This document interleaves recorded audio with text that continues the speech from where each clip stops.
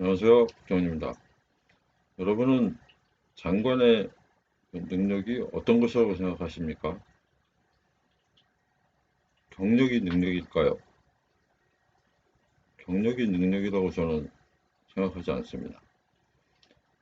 일단 기본 베이스가 좋아야 되겠죠. 국민의, 국민과 똑같은 입장에서 현실을 파악할 수 있는 능력, 일종의 공감 능력이 필요한 겁니다. 그 다음에 정확한, 올바른 판단을 할 수 있는 뭔가 있어야 되겠죠, 밑바탕이. 그것은 지식이라고는 생각하지 않습니다.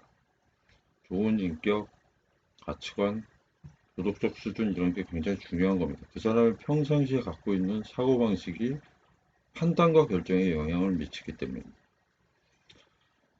그렇게 해가지고 거기에 그 위에 여러 가지 일반인이 생각할 수 없는 수많은 정보와 그다음에 자기의 지적 그 지식, 확보된 지식 이런 것들을 잘 믹스하는 것이 능력일 것입니다.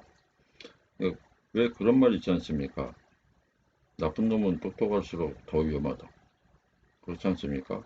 그래서 좋은 사람이 좋은 힘을 가지고 많은 지식을 가져야 좋은 일이지, 나쁜 사람이 많은 지식을 가지고 또 많은 힘을 가지면 더 위험한 것이죠.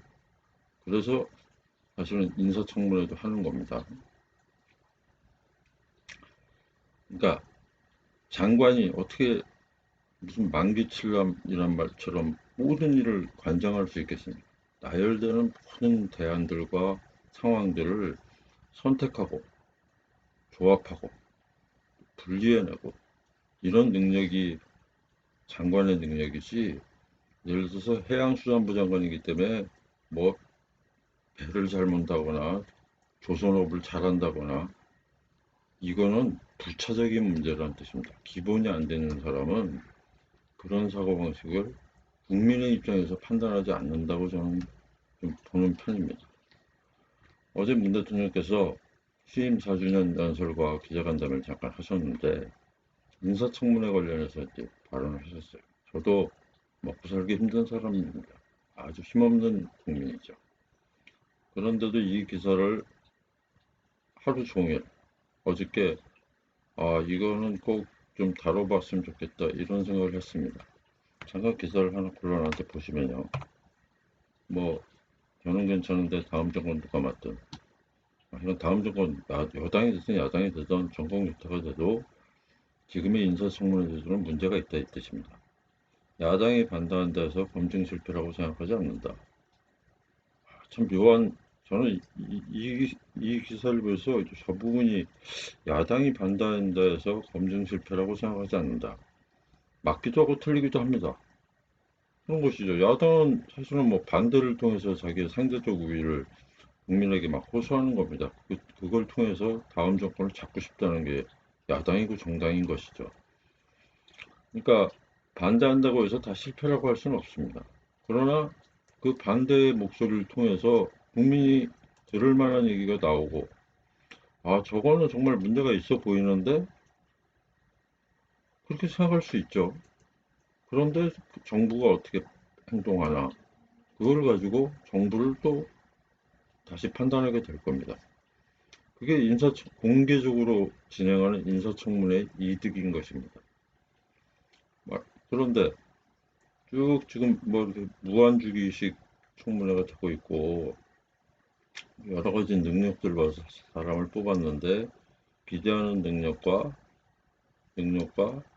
검증과 능력에서 드러나는 문제점이나 한결, 이런 것을 저울질해서 어느 것이 더 이득인지, 이런 의문이 있지만 능력이 출중하니까 이게 더 이득인 것 같다, 이런 걸 놓고 이제 판단해야 된다.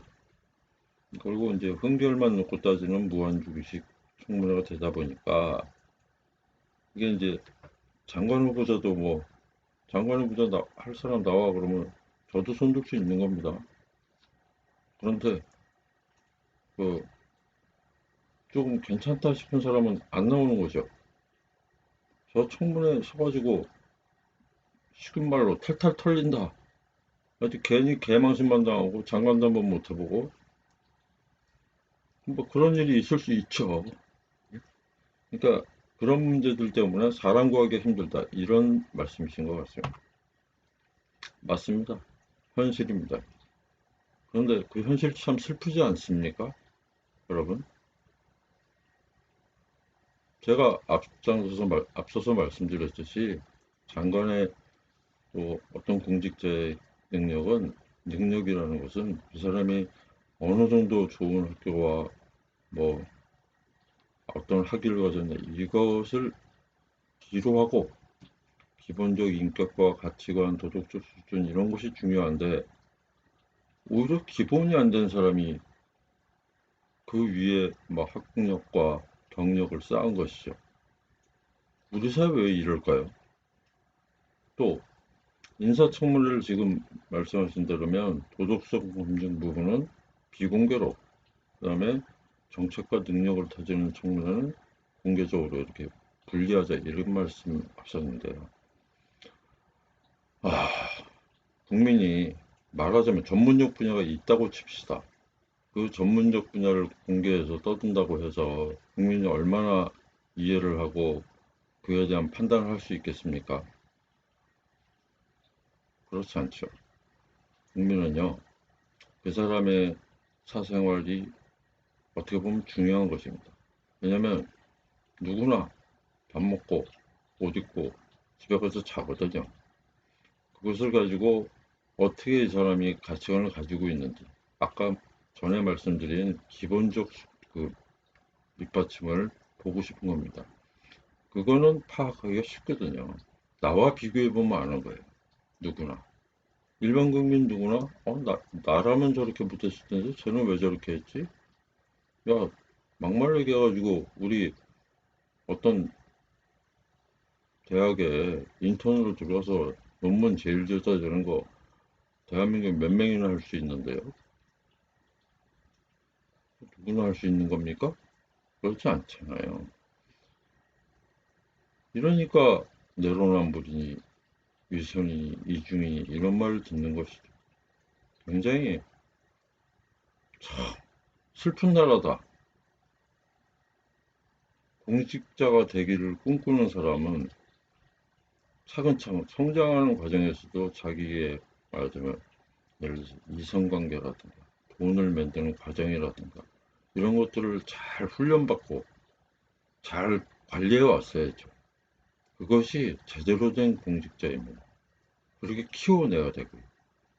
그런데 내가 언제 공직자 되겠어? 별짓 다 하다가 어떻게 툭 뜬 거예요.